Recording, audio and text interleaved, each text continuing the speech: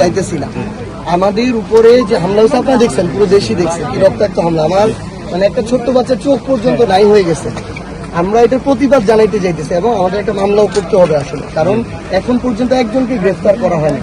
তাহলে এখানে তো প্রশাসনকে সরকার ব্যবহার করতেছে, ছাত্র দলের দেখে গ্রেফতার করা হয়েছে। ওনাকে একটু বলেন, উনি মনে ওনার সীমানা আছে পর্যন্ত যায়, আপনারা ওই পর্যন্ত আমরা ওই পর্যন্ত আপনারা হেঁটে এটা আসে, এটা হচ্ছে আমাদের সীমানা। তাহলে উনি আমরা সীমানায় যাই, উনি সীমানায় আসুন। এখান পর্যন্ত মৌলভীবাজার, তাই না? আপনারা মৌলভীবাজারের নাকি? আপনারা তো আমাদের মৌলভীবাজার আটকে ফেলতেছেন। আমরা মনে হচ্ছে ওইদিকে ভারত মনে হয় না, আমাদের আটকালে তো আটকাই না। ভাই আমরা শেষ দিকে তো পৌরসভায় দেয়া দেখা যাচ্ছে, ভিডিওতে দেখা যাচ্ছে।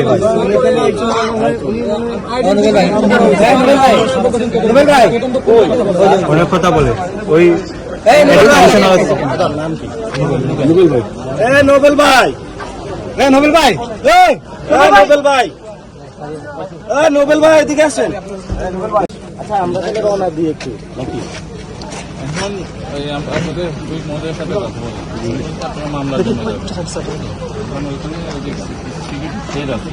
আর আপনার যদি মামলার জন্য যান, ওই যে এসপি হবিগঞ্জ স্যার ওই যে সামনে আছে বেশি দূরে, ফোন থেকে উনি ওনার টিম নিয়ে আপনাদেরকে নিয়ে যাবেন। বলতেছি আমাদের জায়গাটা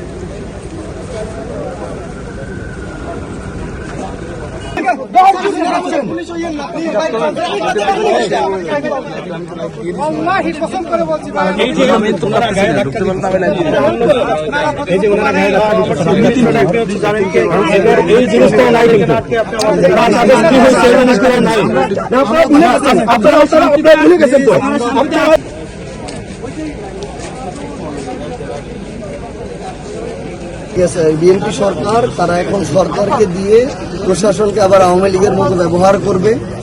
144 ধারে কাছেও আমাদেরকে আটকে